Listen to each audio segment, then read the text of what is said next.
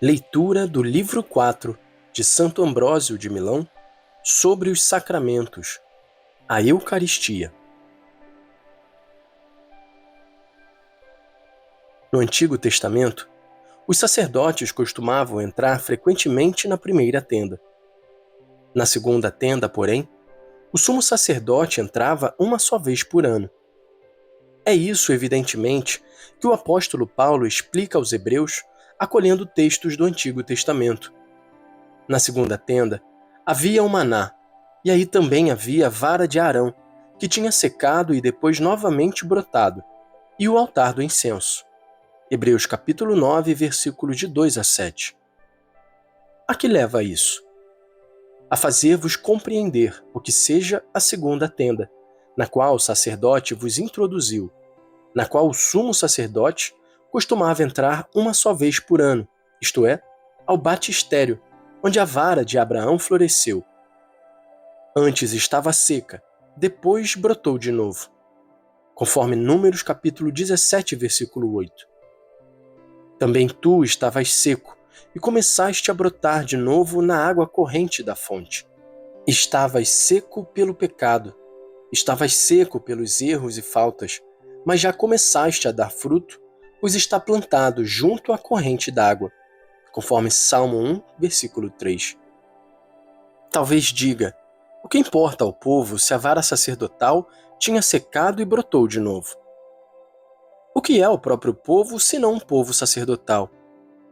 A quem foi dito, vós, porém, sois raça eleita, sacerdócio real, povo santo, como diz o apóstolo Pedro na sua primeira carta, capítulo 2, versículo 9. Cada um é ungido para o sacerdócio, ungido para o reino, mas trata-se de reino espiritual e sacerdócio espiritual. Também na segunda tenda havia o altar do incenso. O altar do incenso é aquele que costuma espalhar bom odor. Portanto, também vós sois o bom odor de Cristo, pois em vós já não existe nenhum tipo de faltas, nenhum odor de erro mais grave. Depois disso, devíeis vos aproximar do altar. Aproximaste-vos, os anjos olharam, viram que vos aproximáveis e de repente viram resplandecer aquela condição humana que outrora estava suja pela tenebrosa sujeira dos pecados. Então disseram, quem é esta que sobe do deserto alvejada? Cânticos, capítulo 8, versículo 5. Portanto, também os anjos ficam admirados. Queres saber até que ponto eles se admiram? Escuta o apóstolo Pedro dizendo que nos foram concedidas coisas que até os anjos desejam ver. Ouve ainda, o que o olho não viu nem o ouvido ouviu, é o que preparou para aqueles que o amam. 1 Coríntios capítulo 2, versículo 9. Portanto, reconhece aquilo que recebeste. O santo profeta Davi viu e desejou essa graça. Queres saber o quanto ele a desejou? Escuta novamente o que ele disse. Asperge-me com o hisopo e serei purificado. Lavar-me-ás e me tornarei mais branco do que a neve. Salmo 50, versículo 9. Por quê? Porque a neve, embora seja branca, torna-se negra e se corrompe imediatamente com qualquer sujeira. Esta graça que recebeste, se conservares o que recebeste, será contínua e perpétua. Vinhas, portanto, desejando, por teres visto tal graça. Vinhas ao altar, desejando receber o sacramento. Tua alma diz, aproximar-me-ei do altar de Deus, do Deus que alegra minha juventude. Salmo 42, versículo 4. Depuseste a velhice dos pecados, assumiste a juventude da graça. Foi isso que te concederam os sacramentos celestes. De novo, escuta o que Davi diz. Tua juventude se renovará como a da águia. Salmo 102, versículo 5. Tu começaste a ser boa águia, que se lança para o céu e despreza o que é terreno. As boas águias estão em torno do altar. De fato, onde está o corpo, aí estão também as águias. Mateus capítulo 24, versículo 28. O altar tem forma do corpo, e o corpo de Cristo está no altar. Vós sois águias renovadas pela ablução da falta. Vieste até o altar, olhaste os sacramentos postos sobre o altar e te admiraste dessa própria criatura. Todavia, é uma criatura solene e conhecida. Alguém poderá perguntar: Deus concedeu tão grande graça aos judeus, fazendo-lhes chover o maná do céu, conforme Êxodos capítulo 16, versículos de 13 a 15. O que mais ele deu aos seus fiéis? O que mais ele deu àqueles aos quais mais prometeu? Recebe o que digo. Os mistérios dos cristãos são mais antigos do que os dos judeus, e os sacramentos dos cristãos são mais divinos do que os dos judeus. De que modo? Escuta. Quando os judeus começaram a existir? Certamente desde Judá, bisneto de Abraão. Ou se queres assim entender, desde a lei, isto é, desde que mereceram receber o direito de Deus. É, portanto, por causa do bisneto de Abraão, que foram chamados judeus no tempo do santo Moisés. Deus então fez chover do céu o maná para os judeus que murmuravam. Mas para ti, a figura desses sacramentos veio antes, no tempo de Abraão, quando ele reuniu 318 servos, perseguiu os inimigos e arrancou o seu neto do cativeiro. Então voltou vitorioso, e o sacerdote Melquisedeque veio ao seu encontro e ofereceu pão e vinho, conforme Gênesis 14, versículos 14 a 18. Quem tinha o pão e o vinho? Abraão não tinha. Quem os tinha? Melquisedeque. É ele, portanto, o autor dos sacramentos. Quem é Melquisedeque, que significa rei de justiça, rei de paz? Hebreus 7, versículo 2. Quem é esse rei de justiça? É possível que algum homem possa ser rei de justiça? Quem é, portanto, rei de justiça, senão a justiça de Deus? Quem é a paz de Deus, a sabedoria de Deus, conforme 1 Coríntios capítulo 1, versículo 30. Aquele que pode dizer: dou-vos a minha paz, deixo-vos a minha paz, conforme João capítulo 14, 27.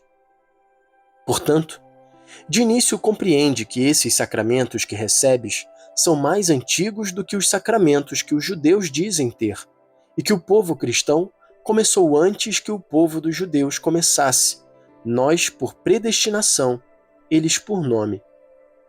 Melquisedeque, portanto, ofereceu pão e vinho. Quem é Melquisedeque? Sem pai, sem mãe, sem genealogia, sem início dos dias, nem fim de vida, semelhante ao Filho de Deus. Hebreus 7, versículo 3.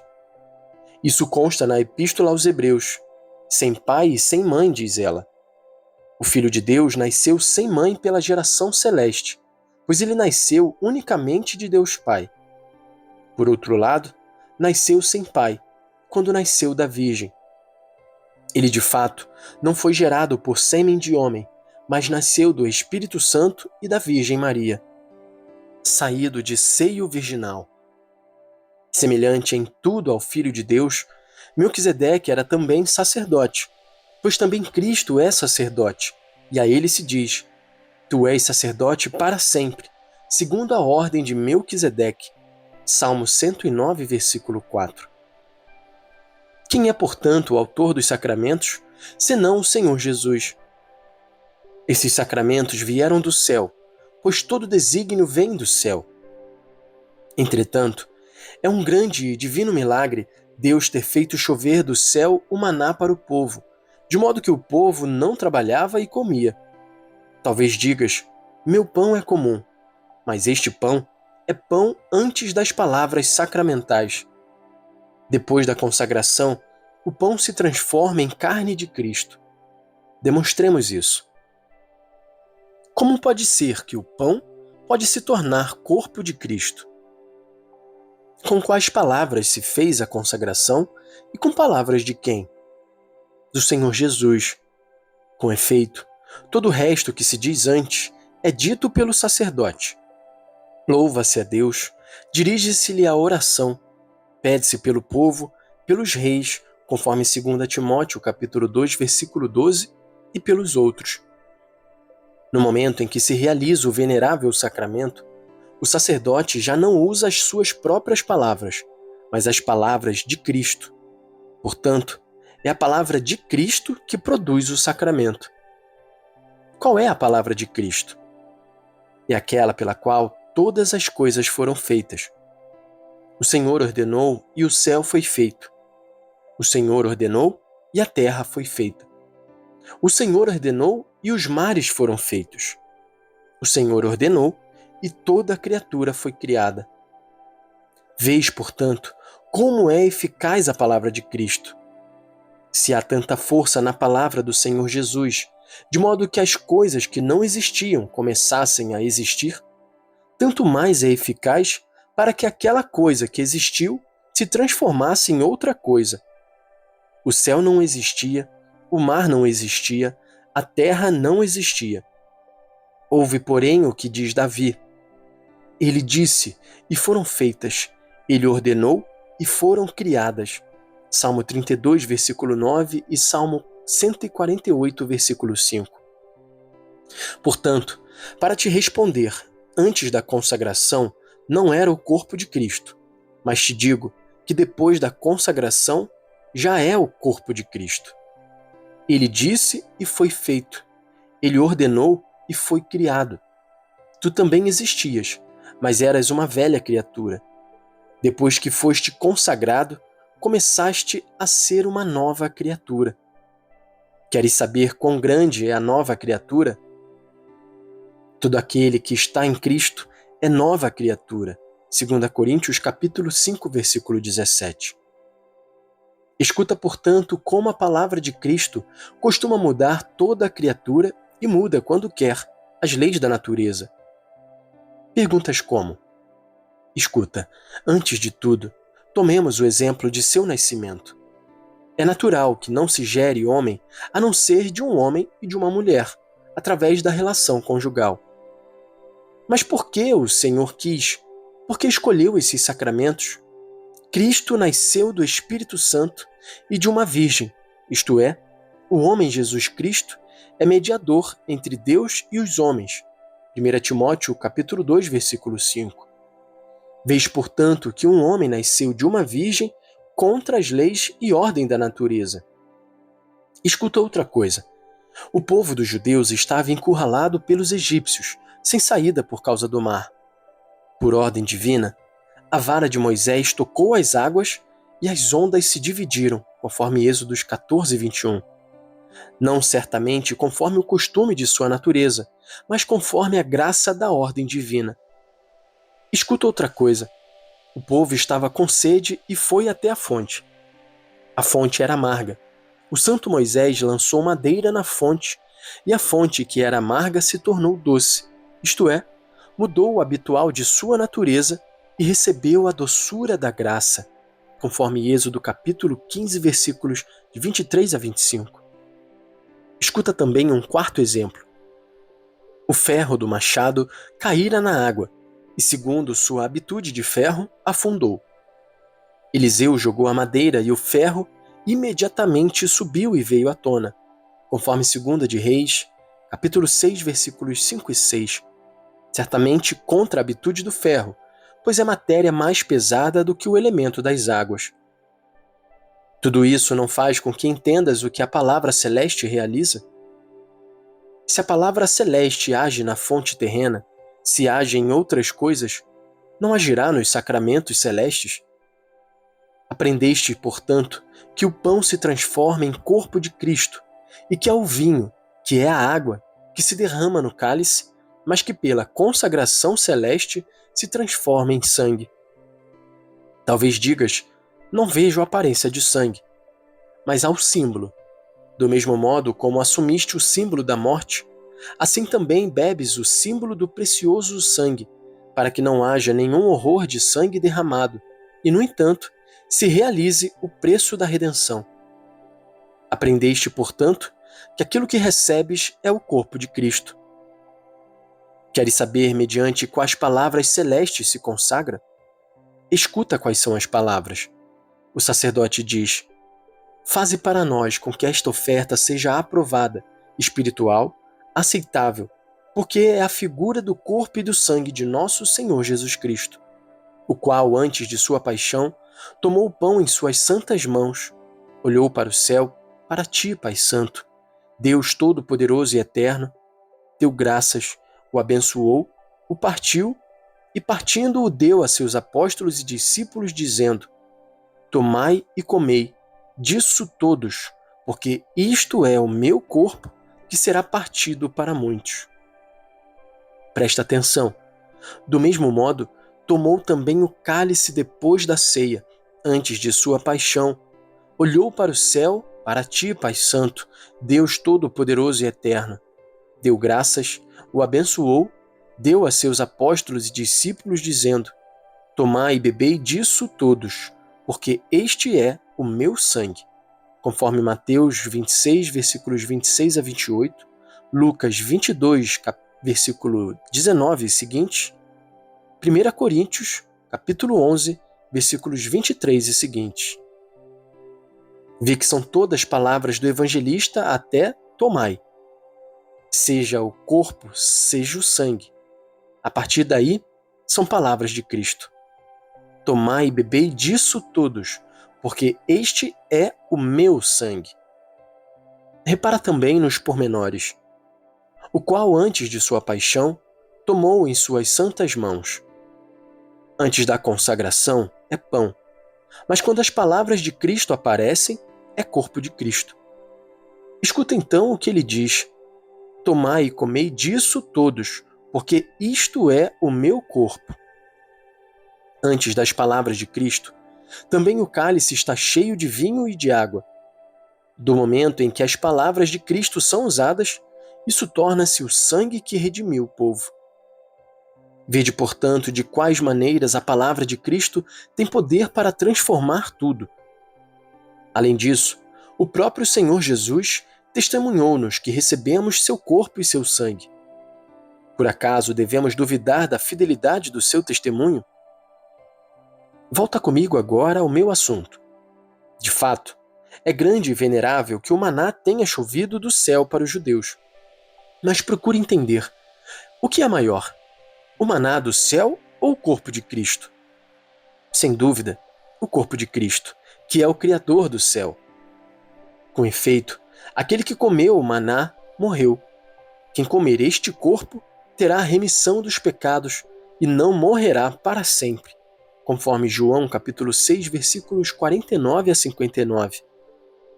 Não é sem razão que dizes Amém, confessando em espírito que recebes o corpo de Cristo.